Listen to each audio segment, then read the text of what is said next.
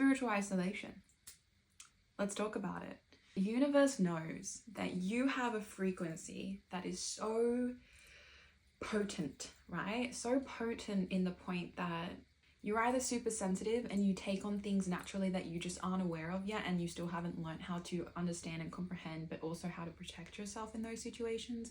There's also the fact that your gifts aren't ready to be shown and shared with people. Mainly one, you either don't know how to use them yet, and that can be a bit of a dangerous thing if you end up in a savior complex and wanting to help and save people, which, guilty as charged, I had to go through it. A lot of us have to go through that savior complex experience before realizing that we are being separated and isolated for a reason. And I think isolation's a big thing, because usually in isolation, it's not, it can really hurt people. It can really push people into a place of believing that they are truly alone in their situations. That it is one of the most challenging aspects of a spiritual journey for someone who does have so much to share, so much to offer to people. And I feel like that's why the savior complex has a purpose when you're on that journey, because you do have to experience what it's like to be not seen at the true potential that you actually are. And people who cannot appreciate that at that particular time of awareness. And I just want to remind people that it's nothing to do with the people who may be the ones who are receiving, and it's not the people who are giving. It's just this aspect of, you don't know your boundaries enough, you don't know what you can do enough to respect that not everyone is willing to receive from you. And I think that's something that a lot of us have to come to a conclusion of understanding through spiritual isolation. And that's kind of a big catalyst for being in spiritual isolation, because you get hurt quite a bit with the experiences of people. Once again, this is just a feeling of a projection of when you're in spiritual isolation and you have a savior complex. Before that, you give and say, I'm trying to help, right? But then what happens is it's too much for people, and especially for the wrong people. The right people will always be able to receive from you. And that is why spiritual isolation is so important, especially after a phase of savior complex energy. Because once you've been able to actually acknowledge how powerful and beautiful you are, which has to happen within spiritual isolation, you have to have that time by yourself, with yourself, to be aware of being present with who you are and what you can offer to the world, but in the retrospect of learning your boundaries with that. And that to me was such an important aspect of my journey as well, like being able to understand that, okay, maybe I'm alone right now, and I'm sure people feel this as well, that when you're alone, it's like, well, I just want to be able to show people who I am, what I can do, but the timing isn't right yet.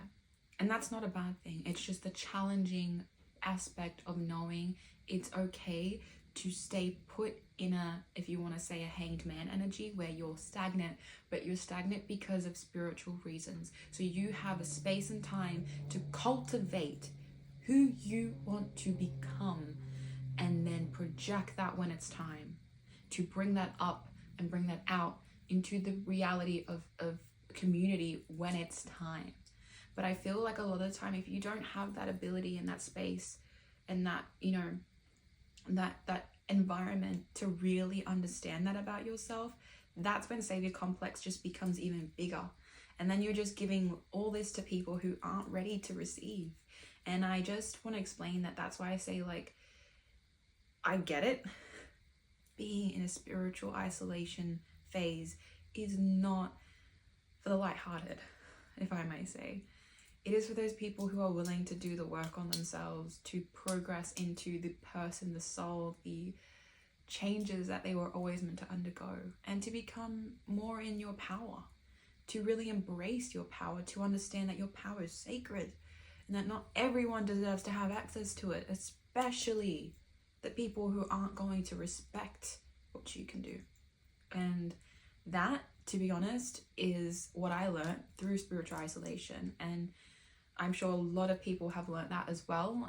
It's just a part of it where you have to undergo seeing the world, observing the world, feeling like an outsider for a certain amount of time, to then understand it enough to say, okay, I'm ready to walk through that portal and walk towards the aspect of community and shine who I am without hesitation, because you've created such a beautiful anchor in who you are, who you know you've become, because you've had that space and time to cultivate that, to navigate who you've been willing to grow into.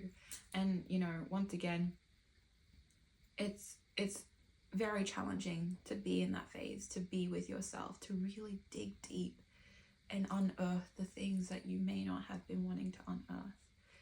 But divine soul, if you have experiences, if you know what I'm talking about, your safety depended on it. And I say that because if you had just been allowed by the universe to just go out there and do all these things, you would have come back with scars and like as if you came back from a battle, because you didn't know what you were going up against, right? There's always a preparation period before you're able to truly embrace all that you are, and then to allow others to either embrace that as well or to just reject it, but only because you know who you are strong enough with the strength to hold who you are, no matter what, no matter who says anything, no matter what comes up, to continue forward, to keep your path steady. And that is why a separation, a isolation period is so important, so you can navigate who you actually want to be. And then the right people who resonate, who align with that, will find you. And when you put yourself out there, they will find you. They will see you and they will go, I vibe with that person, or something feels aligned with that person. And that's when you know that you've allowed your frequency to really elevate to a place where the people who are meant to be in your timeline, in your different aspects of your journey, will enter, and you'll know how to navigate them in a more confident and stabilized way, in a grounded way, because you've been able to really be with yourself in this reality. A lot of us who are spiritual are always, you know, wanting to be up in the astrals, because we miss it. That's the realities. We do miss that aspect of being up in the astrals and being with the beings of light and being with different things and working with different, you know, whatever it is. But there is that aspect of knowing that if we are here on this earth, in this matrix, whatever you want to call it, we are here for a reason. So we need to understand how to ground ourselves in this reality and bring forth, I got told this recently as well about my gifts, to bring forth the gifts that you have from the other side, the ether, the all, the eternal, and pull it through the channel that you have and stabilize it here and ground it in this reality. Because this reality is where you were meant to bring it. That's why you're a channel. That's why you're a vessel. It's why you were meant to allow that to flow through you when the time was right, of course, when you felt you had the strength to uphold such a frequency as well. You know, I think that's the beautiful aspect, is once you can actually trust in your own capacity to embrace what you're able to do, to see it as a gift and not as something that makes you different. You are different, but not in a bad way. You're different because you're special. And not to say that you're special, more special than anyone. Everyone's special. But you're special in your own right. And once you discover that, that's when you're ready to walk out into the world and to show who you are, and to allow people to seek you out that are meant to seek you out, the ones who are going to stand by you and be there for you. So it's such an important aspect to really reflect and understand that these stages are so important in the progress we make to becoming the leaders, the healers, the facilitators, the people that we need to ground ourselves in becoming, so that we can actually create a journey that was led with love, that was led with light, that was led through the darkness. And, you know, I think that's something that's coming through right now, is that the isolation period is the darkness. It's the darkness of, okay, we're in a void. We don't know where we're going. We don't know what's being emerged through this darkness, but you can trust that something is, and that is you. You will emerge through the darkness. You will see the light of the day, because you've been able to see that no matter what, your soul was the guiding light through that darkness, that void, that endless feeling of separation and isolation, of just, you know, no one understanding who you are to the core. But you know who you are, right? You've either learned it or you're learning it. And that is so important, It's so important that you let your soul lead the way for you, because it will take you out of those moments that are dark. And the darkness is not bad. The darkness is simply a place where you cannot yet see, but something is being birthed. And once it sprouts from the ground and it grows into the beautiful blossoming flower, or whatever you want to call it, tree of life in a sense, where it blooms and just starts growing all these branches, however it is in your resonancy, it's just the way you resonate with this experience is the way that you choose to perceive it. So if you decide to see it as your hero's journey and take that upon yourself to continue on your path because you know it's worth it, because you're worth it, that will show you the way through the darkness to the light, so that you can actually find your way home, my love, divine soul. So you can see that darkness isn't forever. It's temporary. There are phases. There is, just like winter and seasons. Winter is a time for hibernation. Summer is a time for joy and laughter and going out. I mean, not that winter isn't. It's just there's rest periods and there's go periods. There's times where you need to relax and self-care, self-nourishment. And then there's times where you're just like, all right, go, go, go. Action. Time to move things. Time to get things going. You got to understand that each phase has its purpose, and you make the decision to give it the meaning it has for your journey and your path that you are taking. We're all in this together, in the aspect that we all have a journey, but the way that we decide to take that journey is really up to you. Your soul will try and give you the signs and the signals, but you decide how you want to move through, especially through a spiritual isolation period.